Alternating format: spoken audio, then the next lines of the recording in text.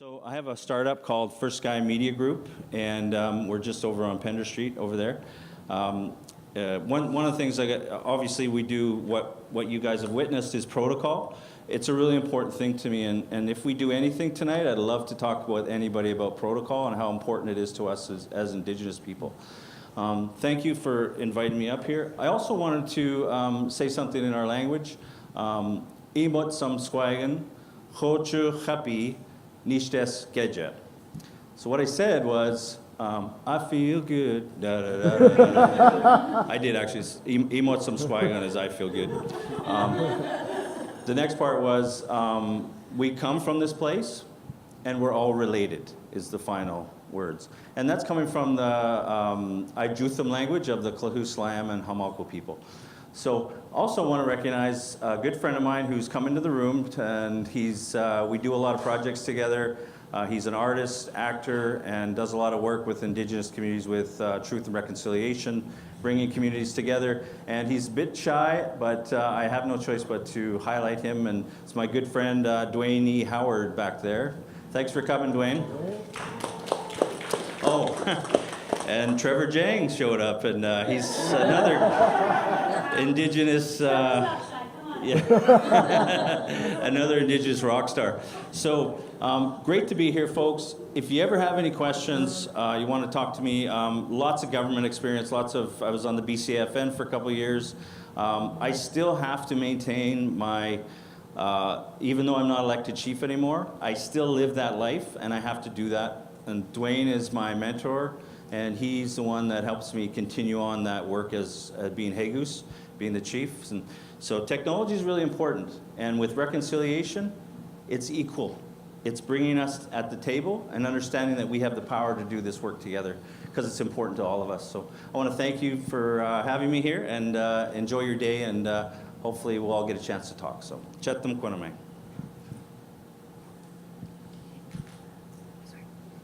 If I could just have a quick round of applause for the amazing leadership at here.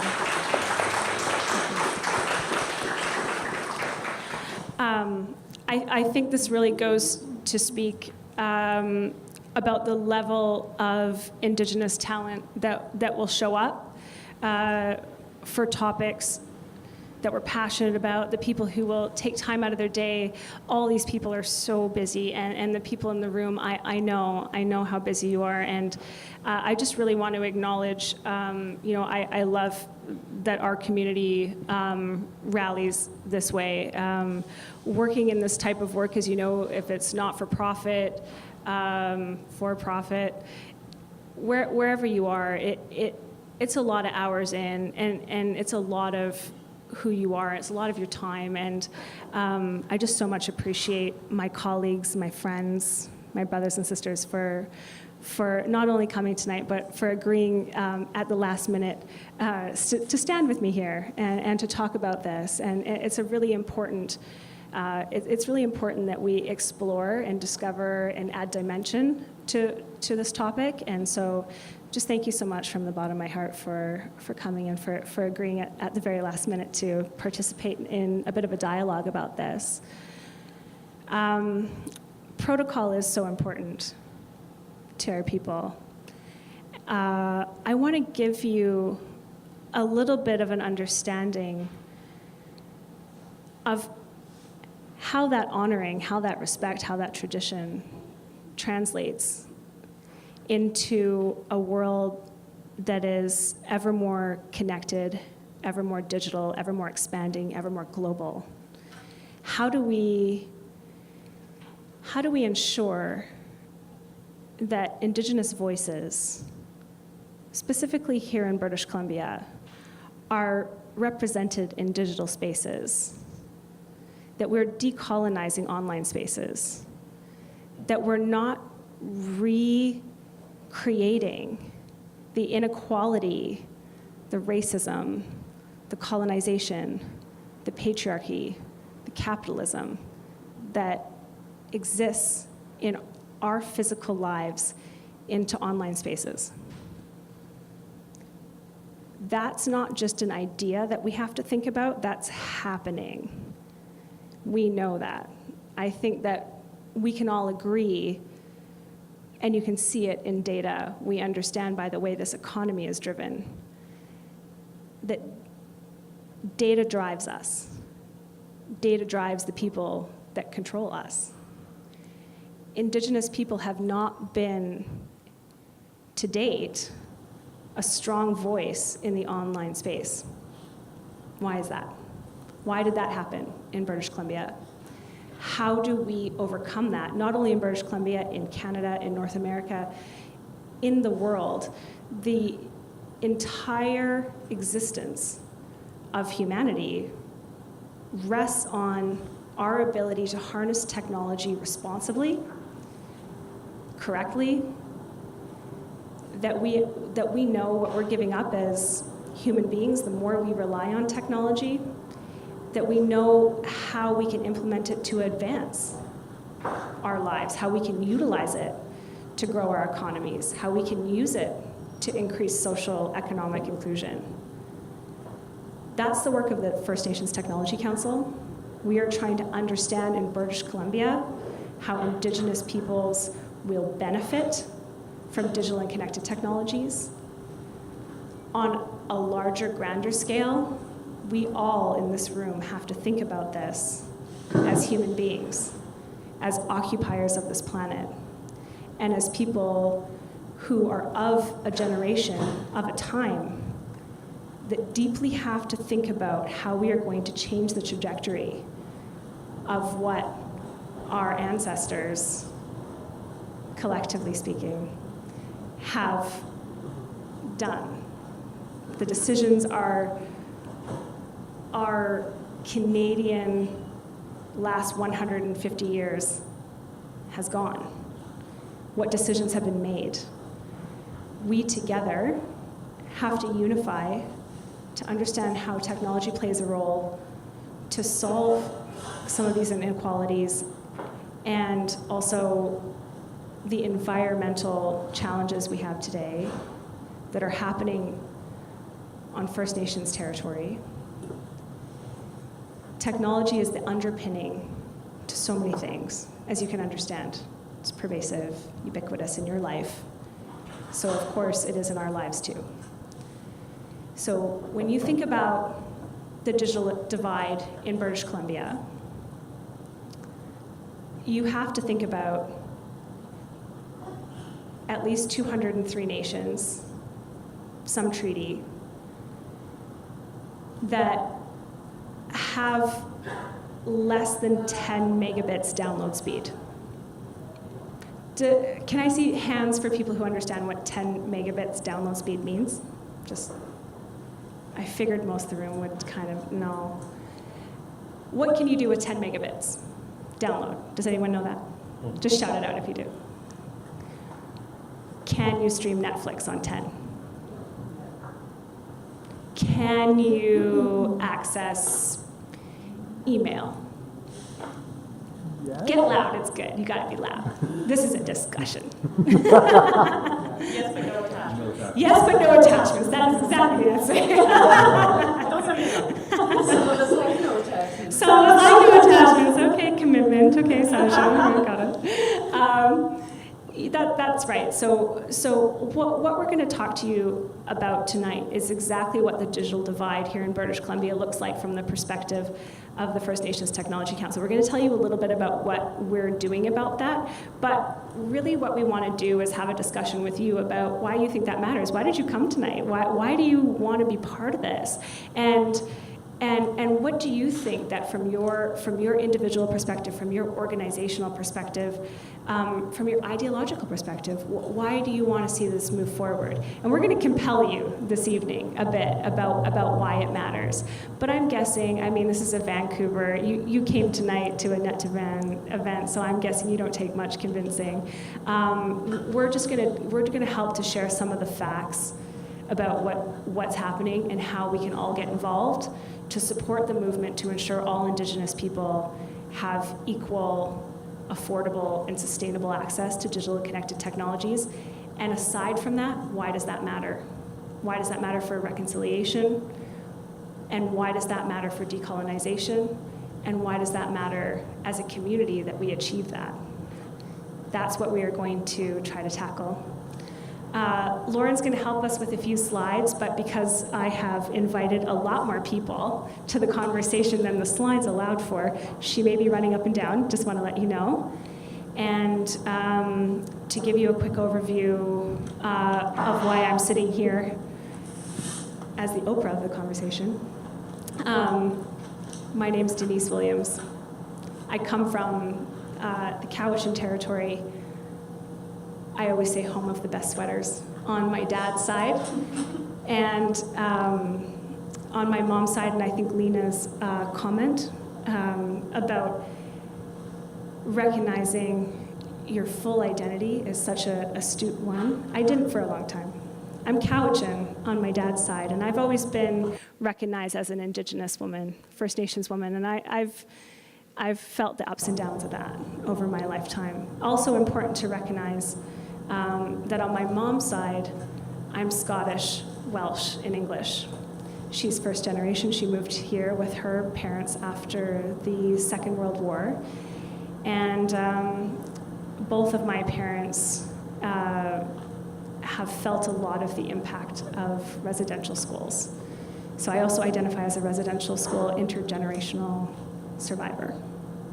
So that's important to recognize. I'm the executive director of the First Nations Technology Council. Have been for a while, maybe 6 years, maybe 7. I never know. 6.5. I'm the president of the Urban Native Youth Association. I'm really proud of that. I'm really proud of the youth at the Urban Native Youth Association and what they've achieved. If you don't know about that organization, please get to know it. It's been around for 33 years, and it serves thousands of youth in the downtown east side in this community every year. And I have the privilege of serving on a number of different boards, nationally, provincially, and locally, to ensure that our voice is heard on matters that intersect between technology, innovation, the emerging economy, education, Indigenous rights, Indigenous sovereignty, and what our co-creation, our shared future looks like. So I wanted to make sure you had a sense of who I am and why I'm sitting here. We have a very short timeline to achieve this. So what do I mean by that? I'll give you some short form statistics. British Columbia is a very big province. It has a lot of geographical range. Good, great, yeah. So there are literally hundreds of communities that are here. 75% don't have access to Canada's current definition of broadband connectivity. So the problem with broadband as a definition is it's always been one of numbers. So for the last 14 years in British Columbia, broadband connectivity has meant 10 megabit download speed and 2 megabits up. Our challenge at the Technology Council has been over the years that our provincial government and our federal government have said 98% of communities meet the broadband connectivity standard. But that's at that rate that I told you about. You can't download PDFs, you can't do anything with that. That's because 14 years ago that was adequate. So we've had to support our provincial and federal government to understand that in British Columbia, and especially affecting First Nations, but not only First Nations, we're not all getting that. So what does that mean for BC's economy? What does it mean? You've got over 270,000 Indigenous people living in this province, probably more, who don't currently, 75 to 80% of those don't have 75 to 80% don't have access to the current CRTC standard of 50 megabits. Download, 10 up. That was just ruled in 2016. That's a basic human right. CRTC and the United Nations. That's a basic human right, basic service. Last time there was a basic service, it was the telephone. That's why. That's how essential this is to our economy. That's how essential it is to people to thrive in today's economy, to our society. So, if we have not achieved that, to that degree, that is a failing grade. If we have not achieved that to date, why is that? What happened? There has been a very incremental approach to how to connect First Nations communities around this province to the internet. Part of the reason is that we are, and I know people have heard me say this, I'll say it again, I'll say it until it's not true, we are the only G7 country that does not have a national broadband strategy, and that's shameful. The reason that we are not able to achieve full connectivity at affordable, sustainable prices is in part because we have major telcos that have a monopoly over all of Canada. So why do First Nations communities not get connected? We're not a business case. We're not a business case. It's millions of dollars to connect through fiber, aerial or trenched fiber, to a tiny community out in Kincombe that has maybe 100 people. Why would you connect them? They're not paying subscribers. And you should know that our federal government also doesn't have any way of supporting Indigenous people in First Nations communities to pay for their internet service. So in First Nations communities, unless your nation can broker because you have a resource development project, or you're urban, or you're on somebody's list to connect, it's not going to happen. So the First Nations Technology Council has undertaken a plan to create an Indigenous digital strategy that will see all of this province get connected. But not only that, it's bigger than that. Because the goal isn't to connect everybody to a TELUS subscribership. In New Zealand, they launched an Aboriginal rights and title case.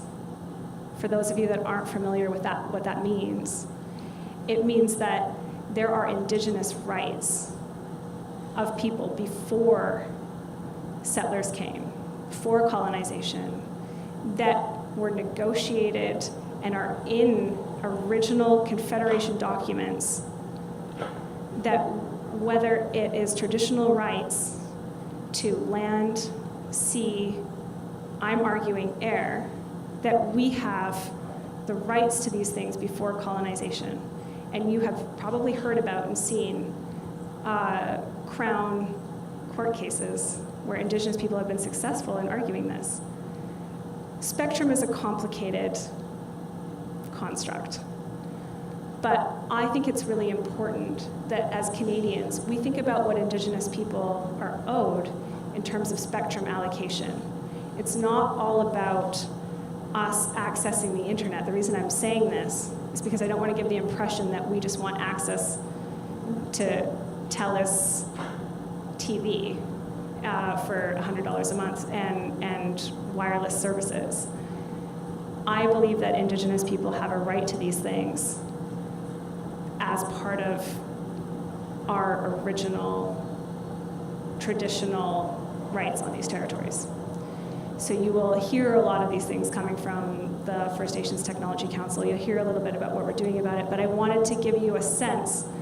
Reconciliation in a digital age means, for us, full access to the tools, to the ways of communication, to the entire online world that has now formed and the future that that's going to bring. And that's what we are fighting for. And it's a shame that we're fighting for that. We're fighting for that equality. And if you've ever gone online and wondered why you haven't seen the voices of Indigenous people, why you've seen a lot of stuff about us but not by us, if you've ever wondered, why you don't see as many Indigenous technologists or Indigenous startups in the tech sector, this is why. those nations are missing the basic access.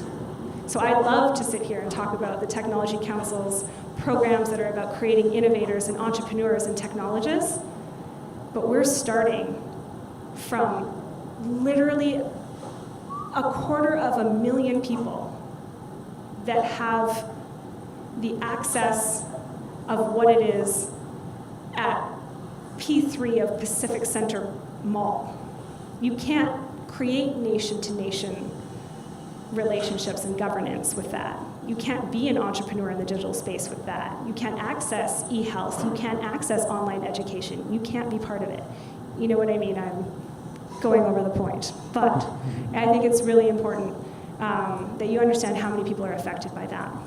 So reconciliation in digital age is about access.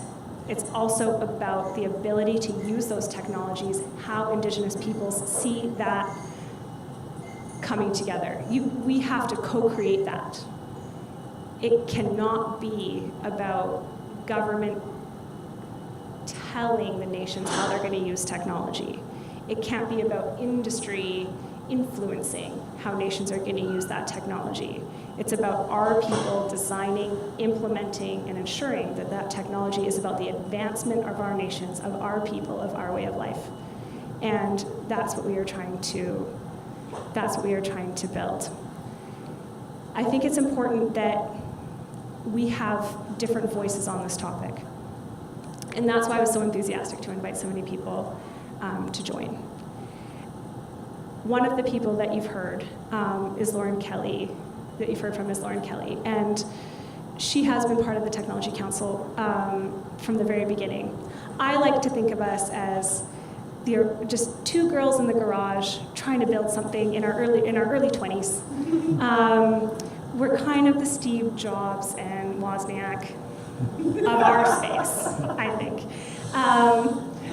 It wasn't easy. The council didn't have any support or any resources. And I always think it's important for people to know that Lauren stuck by me and by the council through some very difficult times, always believed in the vision, always believed in what this could be, and still sits with me here today. And I think it's important for everyone to hear the voice of a settler aspiring ally who has put in a lot of time to this topic, and to help to open up some dialogue about what this means and what this means to all of us, and to hear from her her perspective. So I'm going to hand it off.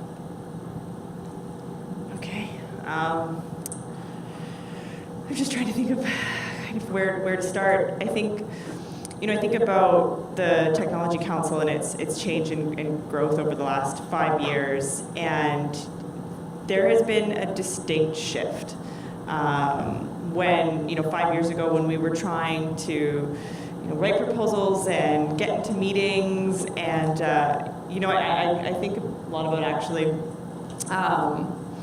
It was about 4.5 years ago, and Denise, you'll remember we had the opportunity. We got extended an invitation to meet with a minister for, I think we had 15 minutes. So nervous. Neither of us had ever presented in front of a minister. So we spent hours preparing. We'd had handouts, we had folders. And we really needed a shift in government support at that time because the council didn't have it. And so, I'm bringing this up in terms of how this fits into the context of the reconciliation and the government's commitment to that. So at that time, that's about what we got. We went in, had our 15 minutes, left a folder, and not a lot resulted from that. Here we are today. The Technology Council has the support of government now, both provincial and federal. Our digital skills programming is launching this year. There's a lot of invitations for Denise's voice to be in the room. And so I think it's really important to talk about how it is the commitment of people holding government accountable to make sure that there is equity. And I think that the Technology Council has been in this space of shifting times, and even to the point of being in this room and having a conversation about reconciliation and decolonization and what that means. I've been participating in these conversations for about 10 years now, and the movement forward. But I think that it's really important as we're having these conversations to really come at them critically and be thinking about, you know, what does reconciliation mean, and also what does decolonization mean, and how can we decolonize ourselves?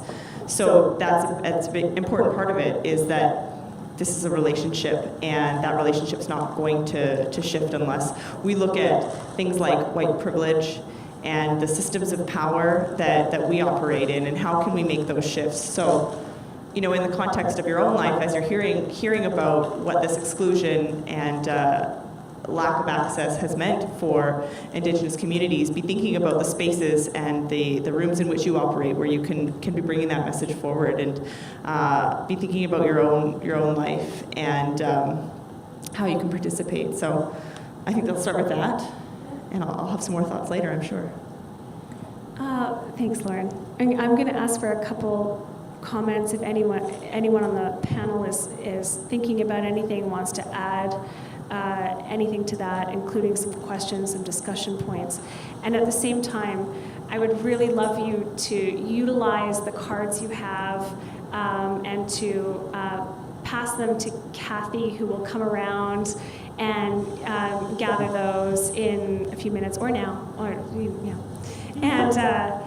And just anything you have, just please pass it forward. They're anonymous, and I just think that it's important for us to have that time. So in the meantime, I'd just like to pass it to the panel, and then we'll address some of those questions, and then we'll move into another topic.